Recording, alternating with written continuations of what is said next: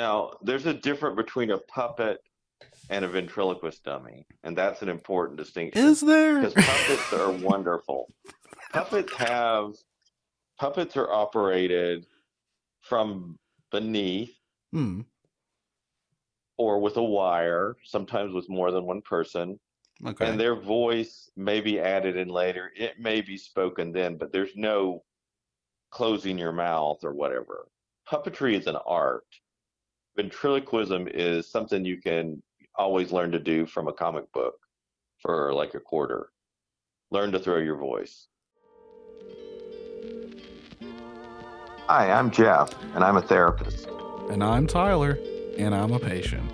We're going to talk about trauma, healing, and everything. Everything is traumatic.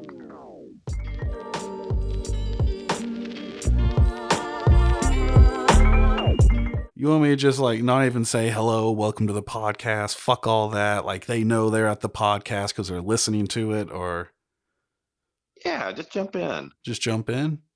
Yeah, just jump Like in. don't even acknowledge them? Fuck. Okay. You can say hello. Okay. Okay. Yeah. Okay. That's good. That's good. That's a good start. That's a good start. Yeah. Hello. Welcome. I didn't even see your lips move. Right? Hello. Yeah. Welcome to the podcast. Um, fuck. Shit, Jeff. It's You're starting nervous all because over. you I don't have your know. dummy with you. I know because I feel like I'm season 1, Tyler, and I've grown from that. I'm different from that. That was almost a year ago. Think about that, Yeah. Jeff. Yeah. We've been doing this for a long We've time. been doing this for almost a year. Yeah. Definitely. That's crazy to think about. But hello, welcome to the podcast. You know the name, you know the game. Fuck. Okay, this is off to a great start. Nice one. Was that part of the humor for your ventriloquist dummy? Yeah. I actually didn't burp. That was that was the dummy that That was the burped. dummy. Yeah. That was the humor part. You can add in a laugh with that. Yeah. I will. If you're watching on the YouTube, of course, you'll see none of this as well because we don't videotape it or record it or God damn it. Okay. Whew, get out of your head, Tyler. Whew. Shout outs. Jeff, we only did one shout out We did just out of last week. fear. Who do you think we should shout out this week? Vivian seems to be actively still listening to us. We appreciate her. Yep, Vivian, thank you for listening to the podcast as always. Who else is listening? Things have kind of starting over. I know we had 6 listens in Vasterbotten. Is that how you pronounce it? I don't know. Somewhere in Sweden. So if they're listening, we're big in Sweden. if the Swedes are listening, thank you, baby. I don't think the Swedes really like ventriloquist either. I may be wrong, and please let me know if I've offended anybody. But yeah, if we're it doesn't seem like something they would dig. Yeah, this week we're going to be talking about ventriloquism is traumatic. Yes. Yeah. Which I know what you guys are thinking. Oh, this is another one of their silly episodes where they just kind of dick around. I know what you're thinking. And, first of all, that's what we do anyways, right, Jeff? I mean, we kind of dick around. We try to have some kind of like uplifting moral or therapeutic message woven in. Mm-hmm. But that, and it's a mixture of that and just talking and shooting the shit. Yeah. And so this is... Well, oh, go ahead. I'm interested in these facts. In these facts, you say? These in ventriloquism facts. Okay. I mean, I can just jump right in. I'm curious. I guess before we do it, I want to know, because this is a Jeff one, obviously. Yeah, it's all me. This is a Jeff pitch. Jeff, what made you want to talk about ventriloquism? Well, there's a movie called Magic that is an old horror film from the '80s with Anthony Hopkins and Burgess Meredith, and it's actually a pretty good movie. Mm-hmm. And there's a dummy in it that it's looks almost like it's too real looking, and its eyes open and close. It looks like a real person, except it's a small person, Mm-hmm. and it's a horror movie. But anyway, I just saw a little clip of that on TikTok, and it's horrifying, and it just made me like realize how much I hated ventriloquist. Really, the dummy and the ventriloquist. But if you don't get rid of them both, as we've said before, they're going to just continue. Right. Oh, right. Yeah, we do have to get rid of both. Let's see. Sorry, I'm in my head because I'm like, I don't Well, know. this is a very bizarre topic. Well, yeah, it's that. It's yes, but I'm gonna get out of there. So let's be fuck. Yeah, yeah. Um. So it's all. So that's interesting. So like, did you? I guess by the time that you watched it, since it was like made in the '80s, did it like scare you at all? I guess is what I'm It's a wondering. horrifying. The film is horrifying. Okay. It's a good watch. Hmm. It's a really well made thriller. Um, and it involves a lot of the things I like. It involves magic and sort of thriller. It's got good acting. Hmm. It's psychological in nature. Right. Um, but it just it's not it's used for fear, which is what they instill in people. The Right. little the ventriloquist dummies. Okay. Um, Because and that's when interesting you because oh, I'm sorry. no, go ahead. I was just gonna say that like I also as a kid was terrified of the Child's Play movies. Yeah, sort of like that. Yeah, so I also had like a similar fear of like uh, I guess the killer toy trope is what it's referred to in Yeah, horror. Um, yeah. Kind of hand in hand And with ventriloquist in that sense. as a horror trope, they're excellent because Hmm. they're scary. But as a comedy weapon, it doesn't work because everybody's so horrified of the whole thing. It's just there's nothing okay or right about it. Right. And so that kind of goes in hand with what I looked up here. So I didn't know this. Apparently, ventriloquism was actually like more of a religious practice. Oh, They said the noises produced by the stomach were thought to be the voices of the unliving who took up residence in the stomach of the ventriloquist. huh. The ventriloquist would then interpret the sounds as they were thought to be able to speak to the dead as well as foresee the future. So basically, they were like soothsayers. It's kind of like where ventriloquism started. Like a seance kind of thing. They were getting in touch with it, like they were channeling something. So the for all of those keeping the score at home, the original OG of ventriloquism is in fact speaking in tongues. And, So and you wonder if those people were not charlatans. right. Oh yeah, 100%. Like you, at least some were running a trick on them. Had to have Yeah, been. yeah, Like it's not like lying wasn't invented back then. Like people still lied. yeah. And in the olden days, like there was I mean, they didn't have much. They had those puppet shows, they had work, and then they had the plague. So it's just like you had three and religion. Right. That's pretty much all you had. Yeah, what was I was talking with someone about it, and it's like essentially the church was kind of like your. They did a lot of things like even act as like the police force, kind of, or like right? Am I remember? I don't know. They were in charge of everything. They were kind of in Yeah. charge of everything. So, And you could buy like stuff. You could buy forgiveness for your sins. hmm and so,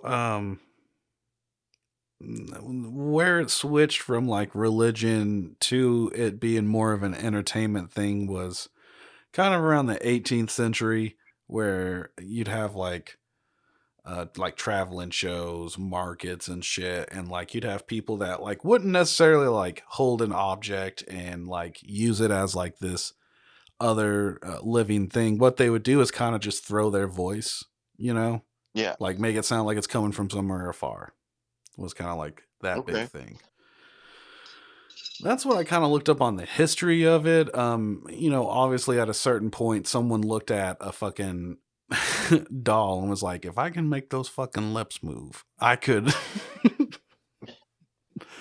You know, the thing about a ventriloquist, if you're going all in with that for entertainment, you can't take that to the movies.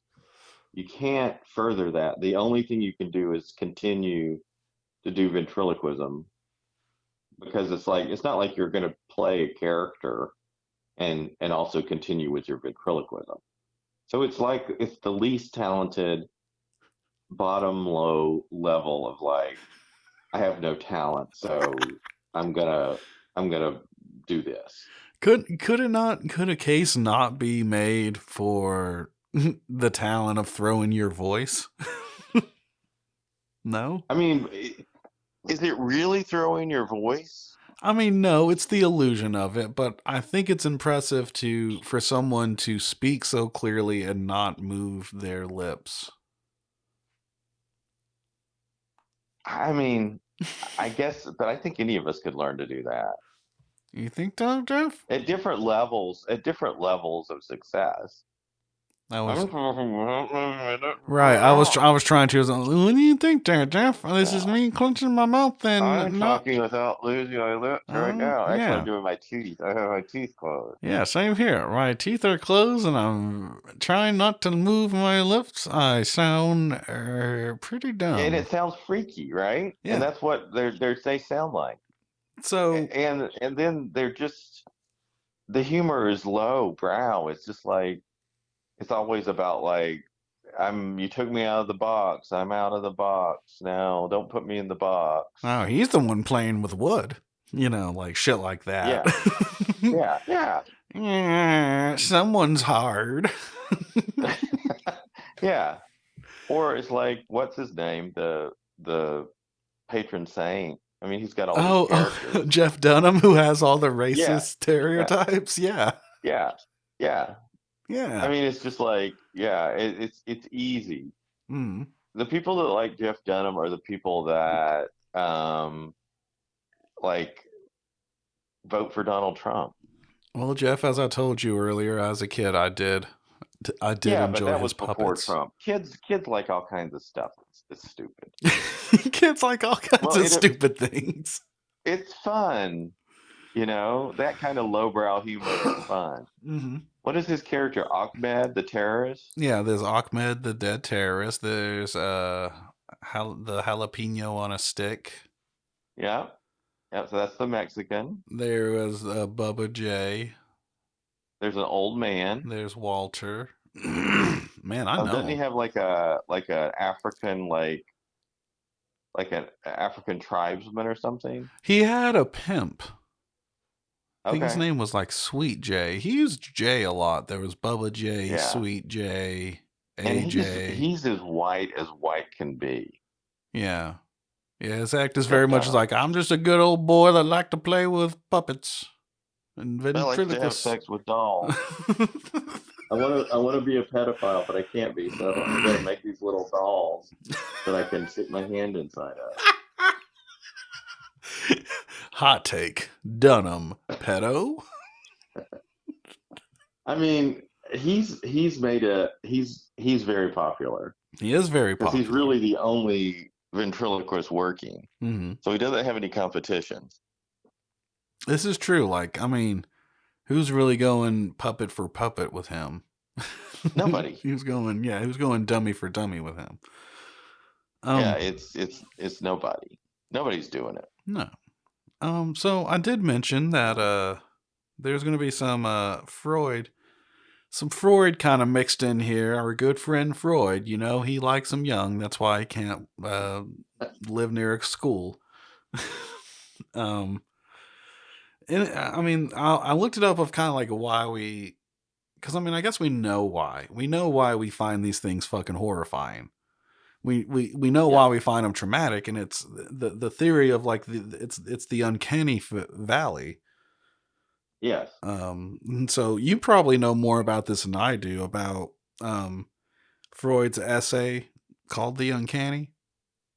I do not know more about that one. So he basically wrote this essay in 1919 about the uncanniness called "The Uncanny." Excuse me. Um, it's been a reference for the psychological effects that killer toys have on audiences. That whole trope of the killer toy. Freud basically said that children do not have the same distinction between animate and inanimate objects, while Right. us as adults have a aversion to these blurring of living and non-living due to just like a repression of childlike ideas. I Yeah, because kids have magical thinking, so they don't Yes. have a problem believing a inanimate object is going to be alive or be their Yes. friend or talk to them. Yes. Whereas we're like, that's fucking weird if that happens. And so that's when ventriloquists do it for adults, and they make the inanimate objects talk and Mhm. move around. And what's the old guy's name? Walter. Walter. You know, if he just had Walter, it wouldn't be. Oh, and Walter and maybe one or two others, but he just goes for the distinct stereotypes. This is like he picks a distinct stereotype of every race, Mhm. and then he makes a puppet He makes a that dummy looks out like of them it. Yeah. or a dummy. Yeah. Ugh. This is all the mouth noises this episode. I'm sorry, everyone. I just, He's I'm, throwing his voice. I'm, He's trying to throw in some jokes. I'm trying to do my best Dunham. Yeah. Oh, sorry. So, I mean, yeah, that to me that makes sense. Like, yeah, we're gonna look at it. If we saw a fucking toy come to life, we're not gonna welcome Yeah. it with open arms. We're gonna be pretty suspicious of that. Um, yeah, it's just it's interesting, like why those kind of like it looks human enough. Yes. It looks human enough, but off. Like it's Yeah, something's it's off. off. Like it's a weird medical experiment. It's like those weird Robert Zemeckis CGI films he did, Yes. like the Polar Where their mouths Express. didn't move. And Yeah. yeah, yeah. Like Tom Hanks playing all those roles look Yeah, and the horrifying. mouth never moved. There was no expressions Mm-hmm. because Barely. it was Yep. the early days of CGI. Yep. I mean, Dunham obviously has a talent where he's able to do something and create some material. I don't know. It seems like it's really low denominator kid humor Mm-hmm. that also racist adults also enjoy. Right. And it's not sophisticated, No. And I guess I mean you know. like how do you this I mean surely it's been done, I don't know, but how do you make a sophisticated ventriloquist dummy act? I'm not sure you can. You know, Like a comedian goes on stage with themselves. It's them in the audience. mm, They're going to write jokes and tell jokes. With the ventriloquist, part of it is the novelty it's the of, oh, look at novelty. that puppet. That's a cool looking puppet or dummy. Yeah, I think that's the novelty, and I also think like there could be like I'm not saying it's for all of them, but I feel like maybe for a lot of them it's like the idea is to like express those true crass lowbrow thoughts through this dummy. It's the same reason that like Triumph, the insult comic dog, which is Yes. also another thing I love. I He's especially a loved as a puppet. kid. Puppet. He's a puppet. But it's weird that we while we're also like terrified of these things, we give them a pass to just say the raunchiest shit. Yeah. Yeah. Because it's not it's comedians get by with that anyway. They can say a lot of things because it's comedy. But Well, just you know, it's step removed when you have like the puppet talking to you and because it's not you, it's the puppet. well, it's like you mentioned earlier with like we treat the Muppets as real. Like we do not break Yeah, that. It's the same as kayfabe in wrestling. Like we do not yeah, break that the Muppets are not these real. Like we treat them right. like people. And Intel try. I mean, obviously there's a hand in that. It's Robert Smigel, Yeah. but he's so funny and he's so quick because some of the stuff is written, but a lot of it is just ad-libbed, and it's just a stupid dog Mm-hmm. with a cigar, and so it's mean-spirited in some ways, but it's also very funny. Well, the idea, from what I understand of Triumph, at least in my opinion, is like it's kind of a play on those hack roast comics Yes, where it's like they're supposed to be bad burns. Like they're not, they yes, are funny and they are mean, but it's also like his whole thing is like he's a hack comic that's just like, I keyed. yes, yes. It's like that old Don Rickles type of humor, but bad. Yeah, done very, very bad. Which is that's Yeah. an interesting concept to me. Yeah, that's funny because it's sort of that juxtaposition instead of the, oh, I've got an old man and he's going to complain about how old he is, Mm-hmm. or I've got a Arab dummy where I'm going to make him a Say, terrorist. make him a terrorist. Well, I'm going to make the Mexican one a hot pepper. it doesn't help that when Jeff Dunham was getting popular, that America at that time was very xenophobic. Yes. So it was very easy for us to be like, "Oh hell yeah, roar on terror, woo. Fuck yeah, he I blew mean, himself up." he might be a nice man. I know he's very wealthy. Yeah. He's very popular Mm-hmm. amongst the people that are like, ooh, it's like, I guess it's like the people that want to go to the freak show kind of thing. There's some curiosity about that, and it's just easy humor. You don't have to think about it. It's spoon fed to you. It's not dealing with anything complicated. And there's a lot of comics that do that too, like Larry the Cable Guy. You Well, know, it's just spoon fed to you. It's almost too easy. yeah, and going back a little bit to like the freak show days, like at the us as a human species, we're obsessed with the morbid. We're obsessed with Yes, death. We're obsessed with the dark things in life. yes, And for us to see what is essentially a scribbled drawing, what is this? I don't want to sound offensive when I say this, but like to see what to see like someone that has those disabilities, especially in those times.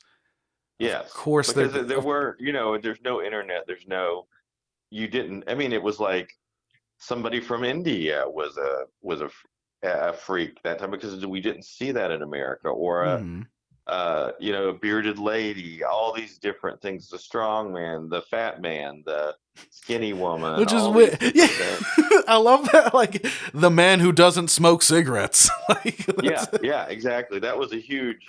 There's a really good movie about that that's pretty dark called Nightmare Alley. That's about, I've seen Nightmare Alley yeah, actually. it's not all about the freak show, but that is part of it. It is, and It's about the whole idea of how a carnival works and how a carnival gets people in. yes, how it it's actually a really good metaphor for capitalism in a way, but essentially like Yeah, lowballing them, making them. It's not only a good metaphor for capitalism, but it's also a good for like how the pimp prostitute relationship yeah, works, where it's like, okay, you drive up their anxiety. Okay, yep, we're in some shit or something like that, or like just something to eat up the stakes. And then it's like, I'm gonna take care of you, but we have to do this degrading yeah, thing, and yeah, like you're gonna get a cut, but it's not gonna be enough for you to get out on your own.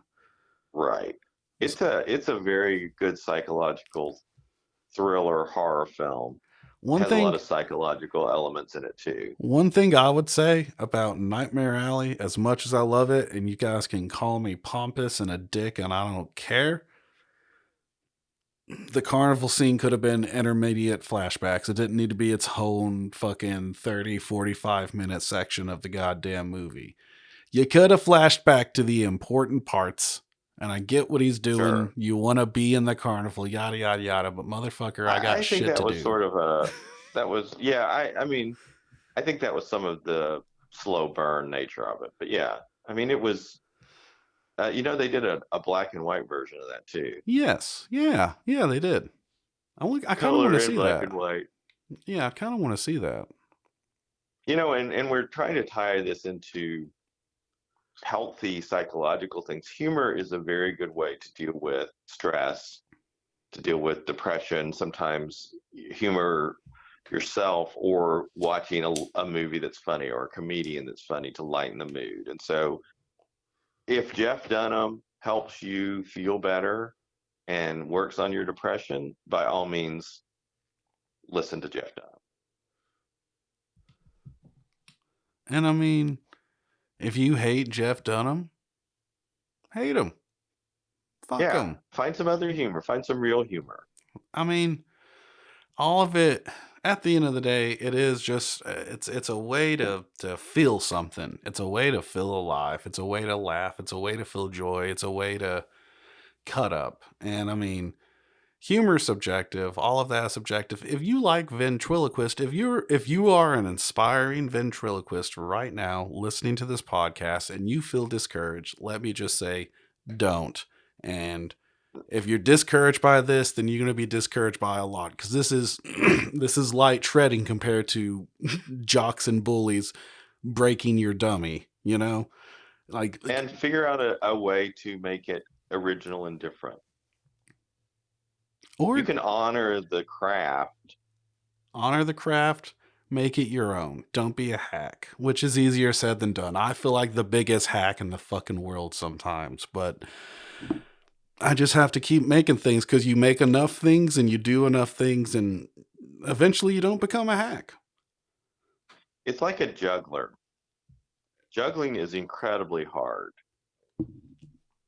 but you don't really want to watch an hour of a juggler unless they have a lot of good patter surrounding their juggling skills because it's a very hard thing to learn, and some of the tricks where you're doing all kinds of things that they do, but you can't just juggle.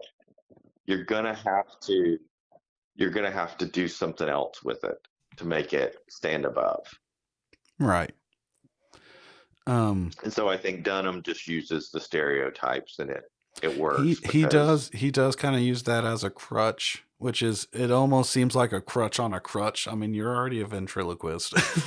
yeah, You yeah, already have a exactly. crutch. You're already at the lowest of all lows.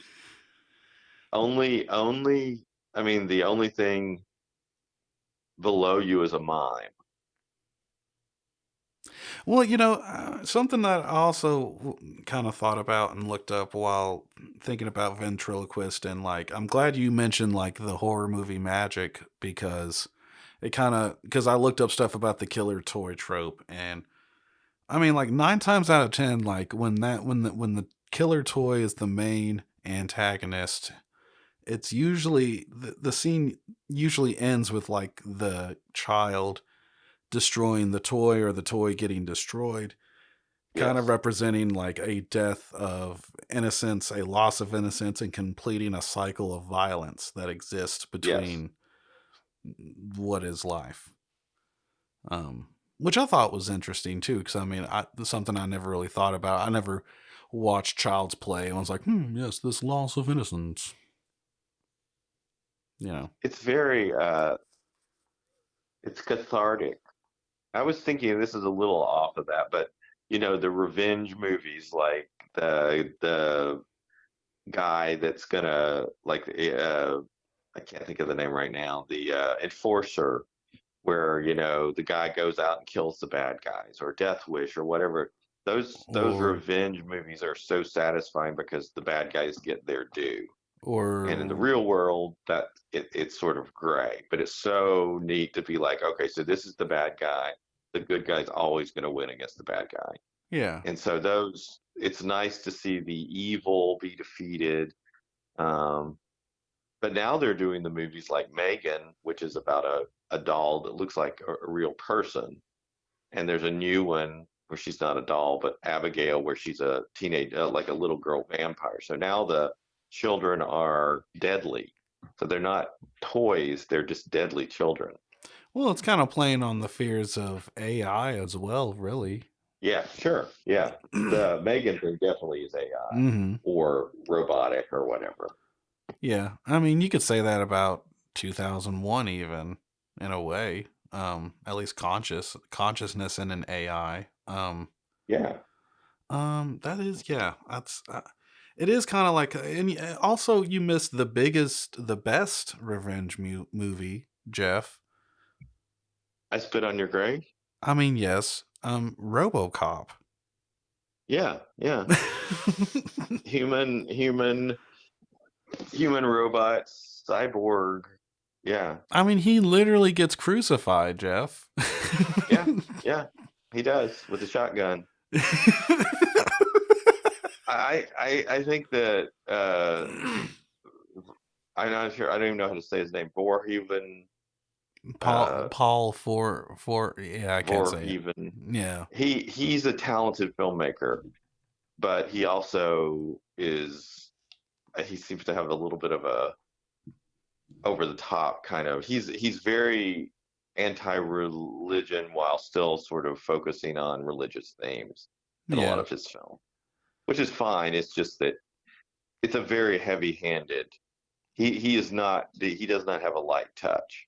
Right. Everything he does is over the top, big, extreme, But that's what violence, sex, whatever. I think that's what like makes his movies fun though. Sure. I think. I mean, not everyone is into it like I am, but a lot of people also are into it. Be what you want to be into. If I mean, to an extent. As long as it doesn't hurt anyone. There we go. Yeah. So I mean, it's okay to. I think you know there was a I don't know. I feel like we're just done. We're through with it. We've evolved past it. There's no need for it anymore. We don't need it. Are you asking It's for a full boycott of dummies no, and I just don't want it to ventriloquism? happen anymore. Oh, I mean, there's not many. What there can't be more than 10 or 12 ventriloquists in the world. dude, there's like 8 billion people on the planet, at least Sure, but if five we think thousand. about 5,000 ventriloquists, I think so, at least. well, that's still not that hard to take out. No, but you'd have to We have could like a have convention. incentives to not be a ventriloquist. But Just don't. It's like it's like they have a use disorder with their dummy. Do mm, the jokes, just do the jokes. You don't need a third person to make you feel more comfortable. Just do the jokes. yeah, but some people like to have that detachment, like that barrier, that I don't know. Like I can understand it. And I mean, I don't know. It's I know your disdain. I know you don't like them, Jeff, but I don't want to discourage someone from following their dreams and pursuing their bliss. Let them let them put their hand in a doll and make it seem like they're talking. I mean, hell, I get joy from if putting things over my crotch and saying I'm so and so, Dick. Why can't you know?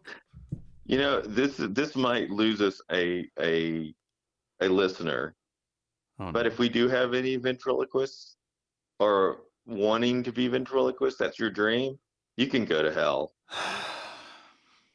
Is that too harsh? You're alienating our audience, dude. I don't think anybody that is sophisticated enough to stick with us beyond, you know, that would listen again is going to be that kind of person. The lowest of the low, the I, untouchable. I mean, all I'm saying, Jeff, is, all I am saying is, fuck, what was I going to say? I'm being a little bit facetious. Oh yeah, I just obviously. don't like. I don't care for it. Obviously. I think if I remember what I was gonna say. I think if us not liking ventriloquists and dummies and are creeped out by them is a deal breaker after 30 something episodes of other shit. Yeah, exactly. I mean, uh and do the you just separate. If we don't have to eradicate them, we just separate them. Leave the doll in the other room. I Do per your do your material without the doll. I don't think that's good enough for me, Jeff. I think what needs to happen with every ventriloquist is that they need to end up killing their doll. They need to kill their innocence. Yeah, but who's in charge?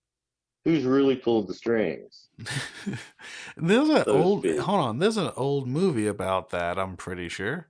That's kind of an Pinocchio? old trope. The old trope of like the dummy was alive. I mean, I guess that's similar with Killer Toy. I mean, never mind. Yeah. Fuck, we'll cut that. I sound really dumb there. There's a lot of interesting tropes in movies. Killer toys, killer animals, the zombies, the weird Friday the 13th type killers, the weird Halloween type killers. the weird morality of slasher Yeah. monsters being big on premarital sex, you know. Yeah. Yeah. Final girls, all the it's just fairy tales for adults. Yeah. And you know, Jeff, that's why I think people should be allowed to be ventriloquists, because that is just a fairy tale for an adult in physical form. You just got to realize you're not going to get a whole lot of work. I mean, that's okay, but you will have a very niche audience. And I mean, what else can you really ask for in this day and age? That's all fandoms are built off of is niche audiences. Maybe we should try ventriloquism. I mean, Jeff, I think we should look into it. I mean, it could be fun. We have limited talent, We have limited talent. We showed we can talk with our mouths closed. I mean, but it could be like just like audio only ventriloquism. hmm, I see that's a good idea cuz Yeah. I mean, I think our We just audience, describe what's happening. yeah. He's got a very sour face on his look Mhm. on his face right now. And you know, I think our Wilbur has his eyebrows are furrowing. he's he's looking around. Yep, he's looking around. He's asking his diaper to be changed. He's about to say his punchline. Gatwood. Yeah. That's what. It does have there is some comedic timing that goes along. So there's that they Yeah. do have going for them. Well, Jeff, how about we sign up for some dummy classes and just see how we feel about it, and then we'll do an audio only ventriloquist act. Was Howdy Doody a ventrilo? Yeah, Howdy Doody was a Yeah. was a yeah. See, that was the heyday. I And see. then in I the see what you 70s did there were there. several famous ones. Hmm. I see what you There's did one there. they I can't remember, was it Geraldine? No, it wasn't Geraldine. Madam. Madam. Oh God, yeah, yeah. Madam was racy. There was also that guy with the ostrich who would essay people. Yeah. There was a ostrich guy, and then there was a guy, there was Willie and Tyler, and then there was another Hey. guy. I think it was actually on soap. I take that back that you can't get an acting job. I think he actually had his dummy on a TV show. Mm. And that was Mm-hmm. his whole thing. Mm-hmm. But yeah. Jeff, I feel like this has been a real Christmas Carol esque. We've shown you the We're coming ventriloquist around. of dummies of past, present, and future. Yeah. We're educating. We're doing our research. Yeah, we sure are. Yeah. Oh, that's great. What do you think, Jeff? Do you think this has reached its logical conclusion? You think I we mean, I feel like if people are still listening to this one, thank you. We owe you everything. yeah, We're sorry that it devolved into this. I think it's fine. I think the audience will be here for it. I think there's some stuff they can take away from it.